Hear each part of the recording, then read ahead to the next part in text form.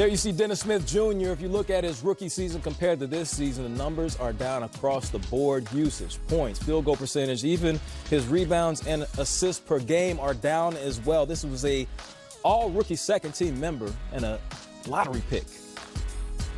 So now we welcome in Jeff Skin Wade from Fox Sports Southwest and the Dallas Mavericks to join us to talk about Dennis Smith Jr. Now, we've heard the rumblings, the rumor mill. Number one, what have you seen personally that would lead you to believe that the Mavericks are ready to move on from a lottery pick like Dennis Smith Jr.? Well, I quite honestly, Ro, I think it's really more the outside perception that they are ready to move on. You know, a lot of times when we talk about this, we say the Mavericks think this or the Spurs think this. But the truth is there's a lot of people in a front office, and they a lot of times don't all have a uniform opinion, right? I think a lot of people make an assumption that because Luka is going to have the ball in his hands so much and Dennis has never played basketball without the ball in his hands, that they can't fit. So people kind of start leaping to conclusions. Keep in mind, Dennis has missed a lot of time this year with injury. They haven't really played on the floor together all that much, at least not enough to determine that they can't play together. And so I think a lot of it is sort of outside forces. There's internal forces as well, but I do think there's people in the Maverick organization that want this to play out, that want them to continue to grow together, because if you look at the last 20 years, the only top 10 picks the Mavericks have had have been, Devin Harris, which they traded for, and Luka and Dennis. They don't get top 10 picks. So you don't just want to move on from a guy so early, and you certainly don't want to take 50 cents on the dollar because other teams perceive him as someone that you have to trade. Skin, Derek Fisher here. Speaking of these guys having the opportunity to grow and develop as kind of a unit, what's the plan in Dallas? Is it to try and contend in the Western Conference, hanging around that 7-8 seed? Or is there really a plan to start to rebuild around Doncic, and maybe Dennis Smith is in that plan, and you're thinking about 3 to 5 years from now being one of the top teams in the West? I think that's a great question, and I think, perhaps maybe that question was sort of answered for them with the injury of J.J. Barea. If you look at where the Mavericks were in the standings and what their schedule is like coming up, it was going to be difficult. Now, they can still do it, and they're still going to try to win games.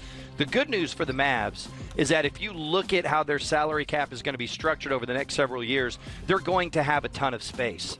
So they don't have to make decisions to, quote-unquote, rebuild and not try to win games, because it's not going to impact how much space they have. More than likely, they will be conveying their first-round pick to the Atlanta Hawks this year, so they're not going to be building this year through the draft. So there's no advantage to them to not try to win, not try to make the playoffs, because it doesn't have any long-term implications on how they will build around Luka. But I think the bottom line is, you're right, they will build around Luka. Luka is a generational type talent. They're very fortunate to have gotten him, and so everything is going to be about the right fit around him. But they don't have to make any hard decisions right now. They just need to go out and try to win every game, because the offseason is going to be totally different. There's nothing that's going to happen here over the next couple months that will anyway hinder what they're trying to do.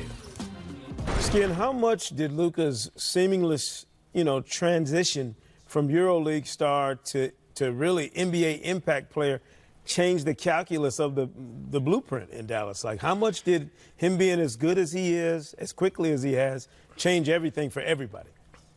I don't know that I would say that it necessarily changes it as much as it just escalates it, and it puts in your mind, wow, we can be better sooner than we thought. We can be a contending caliber team sooner than we thought. They have Harrison Barnes under contract for one more year if he opts in. They have Dennis Smith Jr. They have Luka. They did really, really well with their second-round pick, Jalen Brunson. He looks like an NBA player. In fact, sometimes you watch him and go, man, that looks like a young Derek Fisher. So they've hit on a lot of their young players. Again, they have tons of space. But I think they look at it now as, it's so hard to get a player that can impact your franchise. I'm not taking shots at any other franchises, but you can look at teams that have been in the lottery for 6 and 7 years, and they have lots of good players, but nobody that changes your franchise. Luka changes your franchise. I don't think it's even a question now at this point. I mean, even if he dips a little bit, it's still all-star caliber type play. So now you look at it and go, okay, is he the sort of sensation that other players want to come play with? We have all this cap space.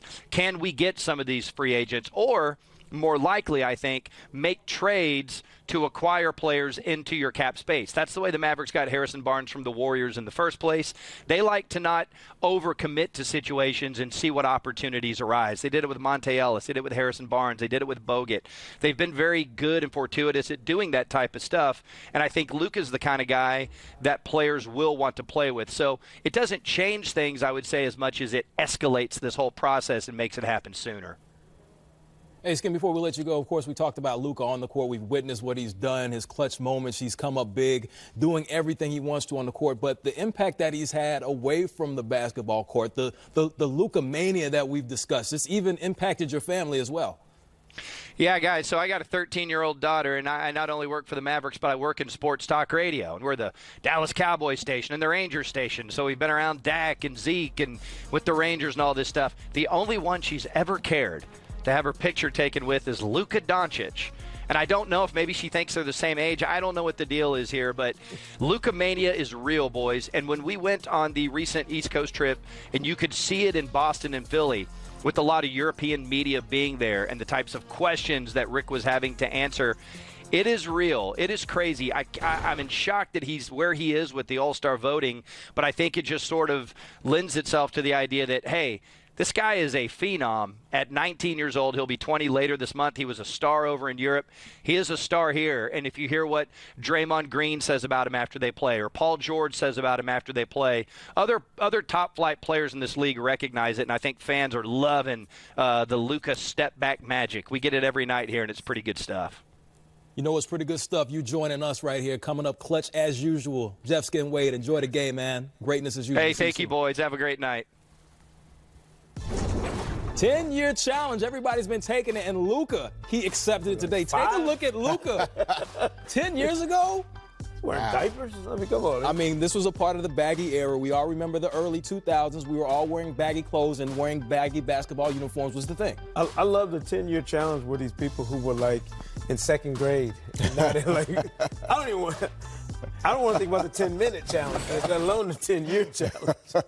Yeah, no, I want no parts of this challenge at the moment where I was 10 years ago. You weren't in a bad place. No, not at all. Not at all. You weren't in a bad place at all. But, I mean, but Luka has been uber impressive so far. Thoughts real quick. All-star team, all-star player, yes or no? Is he a top 24 player in the NBA right now?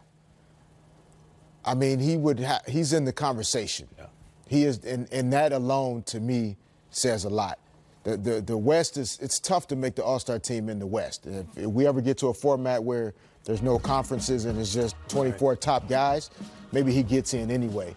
But in the West, for him to get in outside of fan voting, you know, you have to start thinking about putting him in front of some bona fide All-Star guys. And I'm not sure, as great as he's been, if he goes above, you know, Dame Lillard's and other guys that are in the West that there's no way you can leave off the roster. Yeah, my test is always, what's been the hurdle for a rookie? Like, how high a bar has a rookie had to climb to get into the playoff mix? Was LeBron an All-Star as a rookie? You know what I mean? Like, very true. Because to me, and everybody likes to compare numbers with Luka and LeBron, you know, in terms of what they did at this point of their rookie seasons, it's tough. Like, it's one thing to be an impact player and to surprise us or to really kind of shock us with how well you've played. It's another thing to be sitting there on All-Star Sunday, getting your name called with the best of the best. Guys who have been playoff vetted over, you know, the decades. That is a very high bar. Luka, to me, has future All-Star for a very long time written all over him. Yeah. But I'd have to go through player by player to see, does he jump this guy? Does he jump that guy? If the Mavericks aren't competing in the playoff mix. Now, if that's a different calculus. If he's got the Mavericks up in that mix, maybe that top four mix for the playoffs, then we can talk. Right now, great story, future All-Star, but I'm not sure he's there right now.